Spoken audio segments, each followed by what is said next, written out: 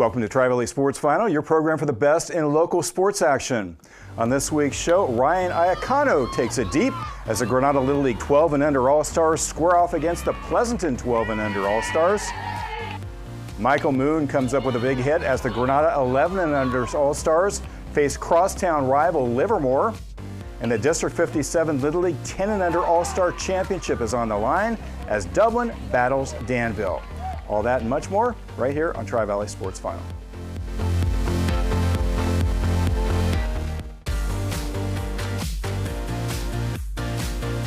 Welcome back to Tri-Valley Sports Final. I'm Ian Bartholomew. On this week's show, we'll see the District 57 Little League 10 and under All-Stars Championship game as Dublin faces Danville. We'll also have Little League tournament action from San Ramon as the Granada 12 and under All-Stars faced Pleasanton, but we start off tonight with a battle between two rival leagues in the 11-year-old division. And to bring us that, it's my co-host, Tim Sabrandi. Great, thank you, Ian. That's right. City bragging rights on the line as Danville, well, they're playing in Danville, the Granada 11 and under All-Stars, scoring off against the Livermore Little League All-Stars. The teams split their two previous meetings in the District 57 playoffs. Granada winning the first game 4-3, while Livermore captured the rematch 2-0, eliminating Granada from the tournament.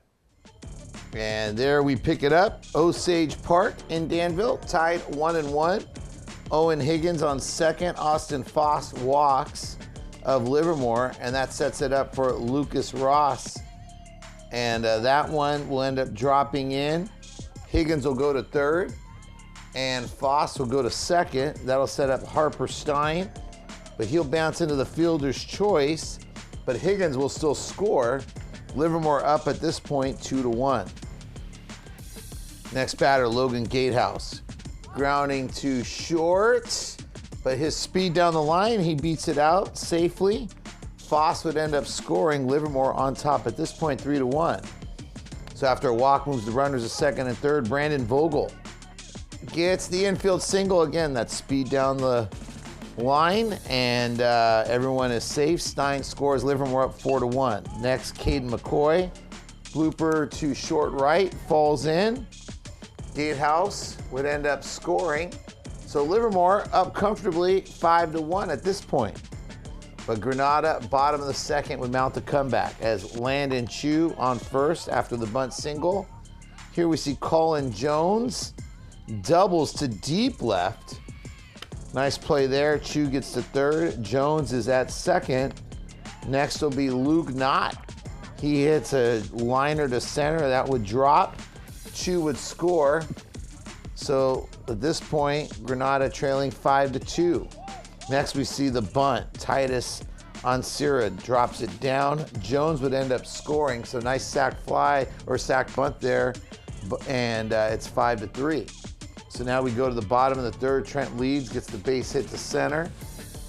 Next up, AJ Lewis would end up reaching base. Leeds would go to third. So Granada threatening, and that'll bring up Michael Moore, who also reaches. Lewis goes to third. Leeds score at that point is 5-3. And there's a lot of celebration there in the dugout. Next, Gavin Jones. He gets the double all the way to the wall. And that would score Joey Ceremonia. So now we're all tied up at 5 apiece as we go to the top of the fifth. Livermore bases loaded, trying to regain the lead. And here we see the wild pitch. Caden McCoy does a nice job racing down third base line to score. Livermore up 6-5. Bottom of the fifth now. Max Rodriguez singling for Granada to lead things off. Next, that'll bring up Trent Leeds, who ends up going to first after being hit by a pitch, wearing one for the team. Next would be AJ Lewis, would end up walking the bases reloaded. Michael Moore would get the single to center. Rodriguez would score, so we're all knotted up at 6 apiece. Then Joey Saramuga, the fly ball to right. That one's caught, but Leeds would tag up safely. Nice throw home, almost got him, but Leeds would end up scoring. So Granada takes the lead 7-6. Next, we see the grounder, Gavin Jones to third, but it's an infield single. Everyone is safe, and that'll set things up for Landon Chu, who would get the blooper. It would be a fielder's choice, but A.J. Lewis would still score, so Granada extends its lead 8-6. Then, look at that, Michael Moore stealing home, and that would be the extra run, the insurance run. There's the teams after the game congratulating a hard-fought game and a nice comeback. You see the final score there. Granada rallying 5-1 deficit to win. Trent leads. Michael Moon, Gavin Jones, and Landon Chu each pick up 2 hits to lead the way. Livermore, meanwhile, was paced by Brandon Vogel, 3 hits. Caden McCoy with 2. A back-and-forth game, but Granada ends up earning the win. Yeah, a real exciting game, and Granada would go on to win the tournament championship, beating Danville in the finals. So 2 really good teams. We saw Livermore on last week's show playing San Ramon for the 11 under championship in District 57. Came within an eyelash of winning that game. So 2 quality teams. Well, and last week we talked about the pitching and the defense. The fundamentals in this game, you know, the pop fly, the sack flies, the sack bunts, the moving the runner over, the racing home on, you know, from third base. I mean, just a lot of just good play on the base paths and just some good fundamental baseball. Yep. And that's going to do it for the 11 and unders. Up next, we're going to go to the 12 and under All-Stars. Granada taking on Pleasanton in the Bollinger Canyon Little League Wood Bat Tournament. Please stay with us.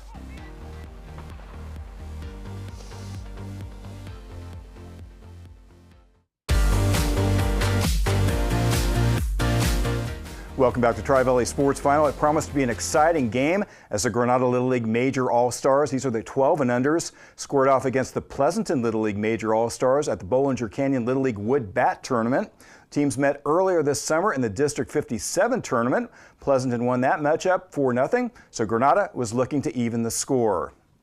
We go out to Athens Downs and San Ramon. There's a look at the Granada team and the Pleasanton team. Pick up the action in the 3rd inning. Pleasanton trailing 2-1 when Rocco Di Napoli grounds to second. He shows some great speed as he beats it out for a hit. But Granada pitcher Logan Lane bears down. Number 50 gets a strikeout.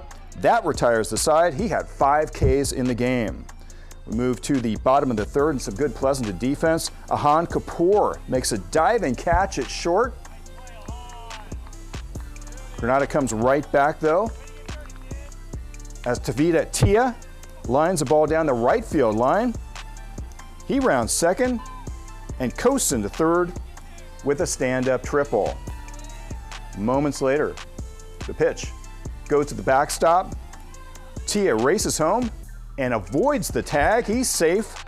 Granada extends their lead to 3-1. Alert base running by Tia. Ryan Iacano then crushes a towering fly ball to deep center. This one is way gone. Iacano rounds third and trots home with the run. He's greeted at the plate by his teammates. That makes it 4-1. Iacano had 2 hits and 2 RBI in the game. Top 4 now, some good Granada defense. Jake Leister makes a leaping catch. Later in the inning though, Pleasanton threatens. Runner on second for Connor Callahan, who lines the ball just over the outstretched glove. Throw comes in quickly. Callahan holds at third.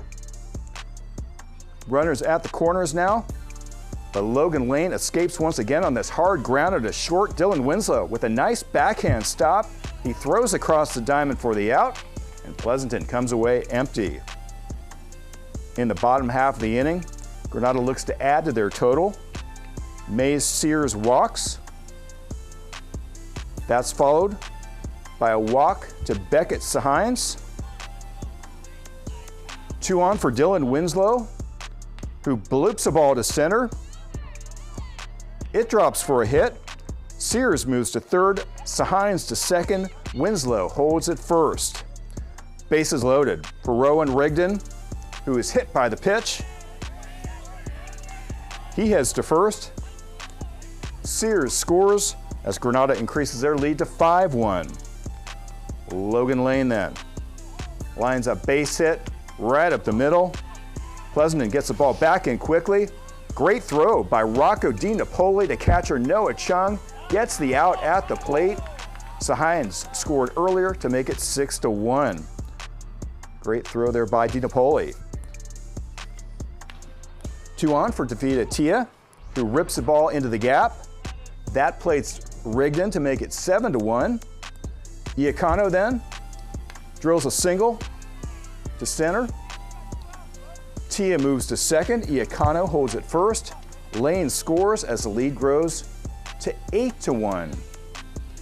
The hit parade continues as Henry Gams grounds a base hit up the middle.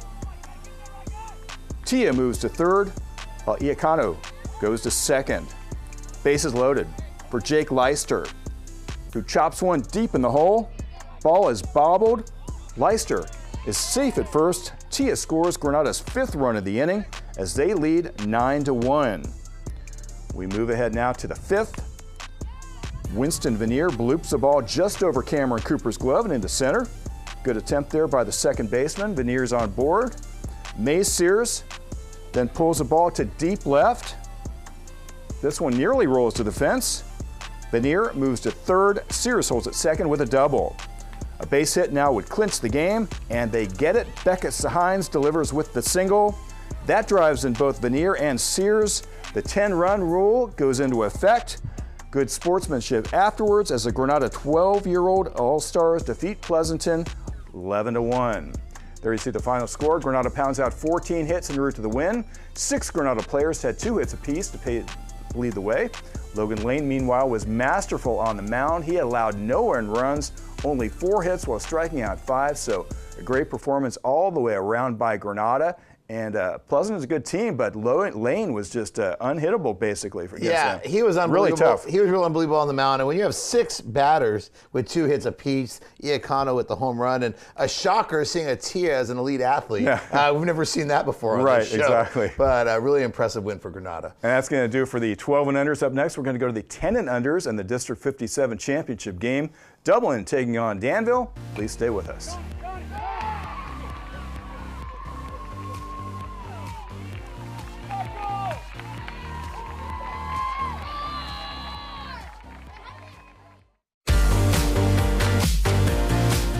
Welcome back to Tri-Valley Sports Final. So it was the District 57 Little League All-Star Championship for 8 to 10-year-olds on the line as Dublin squared off against Danville. The 2 teams met twice earlier in the double elimination tournament. Danville winning the first meeting 5-4, while Dublin captured the rematch 8-4. The winner would advance to the Section 3 tournament.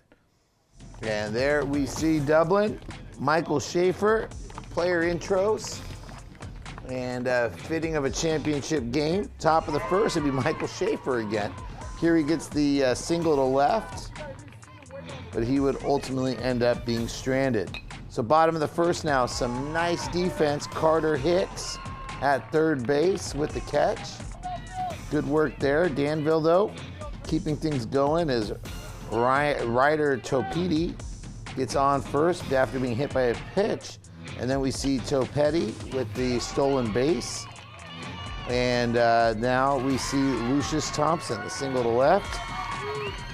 And that would give Danville the 1-0 advantage. Next up would be Luke Peabody. He lines the ball into left. But now we see some good defense. Look at Dublin getting the relay home, the throw, the tag, and he's out. But Thompson would score. So that would extend Danville's lead. And then we see on the defensive end, Drew Billingsley. It's a nice catch there, keeping Dublin at base. Now we go to the bottom of the second. Peabody at first. And here we see Austin Shelley. Gets a double to center. Peabody would end up scoring. Danville up 3-0. Dublin looking to answer back, top of the third, as Dylan Bertatolos would walk. Next, Landon Nye, singles to left. And Carter Hicks would be up next for Dublin. After working the count, he would walk, so the bases would be loaded. And that would set the table for Nico Trujillo. He gets the base hit into left. Nye would score, and Dublin would be on the board. At this point, just trailing 3-1. Next up, the slugger, Michael Schaefer, gets a base hit to left. Hicks would end up racing home from third. Schaefer is excited, as well he should be after the RBI. Dublin cuts their deficit to 3-2, and then the wild pitch. And here you would see Roman Artiche end up scoring. So we are all knotted up at 3 apiece going in the bottom of the third. Danville, though, looked to striking back after the walk. Actually, 2 walks for Danville. This time, pitch gets away. And but look at Michael Schaefer. He catches the catch. He throws to third, and they get the out. Nice job there. Dublin getting the lead runner. Now we see a nice play at shortstop as Sharia Malik goes out the batter at first after making the snag deep in the hole. So top of the fourth, Dublin now looking to try to get the lead. The infield single by Brett Lewis. Ultimately, he'd be left stranded. So now we go to the bottom of the fourth. Danville trying to get on to take the lead, but landed Nye at second. Nice catch there. Danville, though, still at bat. Liam Livingston would walk. So trying to threaten, but then here's more great defense as pitcher Brett Lewis induces the 4-6-3 double play. These youngsters can play. And some excitement there, well deserved. We are still knotted up at 3 apiece as we go to the top of the fifth. Landon Nye, after a nice job defensively, now gets the base hit to left. And then he would ultimately end up advancing to second base on the pass ball. Carter Hicks, again, nice job at the plate, inducing the walk. But ultimately, Nye and Hicks would be left stranded. So bottom of the fifth now, Charlie Bruce gets the base hit to right. Try to get Danville the go-ahead run after getting to second on a wild pitch. Look at Luke Peabody. He executed the bunt single. Bruce slides back into third. So runners are at first and third. And then because Bruce was at third, he would be able to race home after the wild pitch. Danville going on top at that point, 4-3. Austin Shelley would walk. And then the insurance run that Danville was looking for as Mason Frankel gets a double to the left field fence. Peabody would end up scoring, and Danville could taste victory at this point, 5-3, but Dublin still looking to answer back in the top half. Michael Schaefer would walk. He would end up advancing to third after 2 wild pitches. Sharia Motley would walk. So now he would end up advancing to second. So both runners in scoring position, but Lucius Thomas induces the fly ball to left, and that is gonna do it. Mason Frankel makes that catch, and there's Danville celebrating the win, and there you see them with the District 57 banner, breaking a 3-3 tie with 2 runs in the 5th inning to win the title. Danville advances to the Section 3 tournament in Fremont, which runs from July 18th to the 23rd.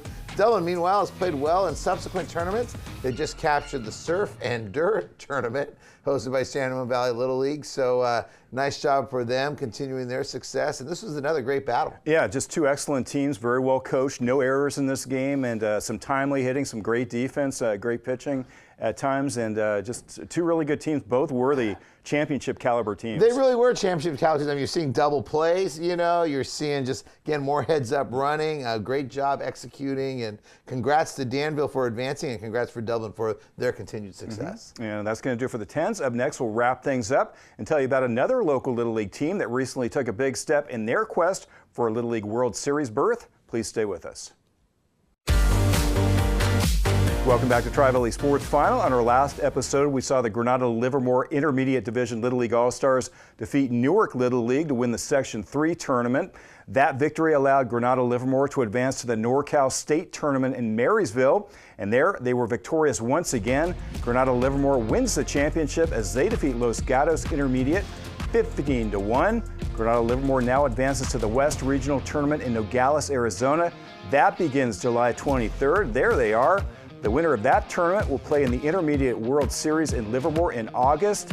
And Granada Livermore was dominant once again in Marysville. They defeated their 4 opponents by a combined score of 54-2, and that's coming off a 51 drubbing that we saw in the Section 3 tournament. That's crazy. This is one of the most dominant teams I think we've ever seen at this level. 105-2. This Crazy. is unreal. So making a run for the ages, and hopefully they can keep it going. Absolutely. And next couple of shows, we're going to have Little League Baseball, more Little League Baseball. We'll have some softball, soccer, and we'll recap the year in girls high school sports in the Tri-Valley, so more to come. Yeah, more to come this summer. It's a lot of fun being able to cover all these different youth tournaments, and particularly right now the Little League Baseball, and seeing our different teams advance. But softball, soccer coming your way, girls high school wrap-up, and maybe a little banana baseball to wrap up the summer. Yep, and that's going to do it for this edition of Tri-Valley Sports Final. For Tim Brandy, me and Bartholomew, thanks for watching. We'll see you next week.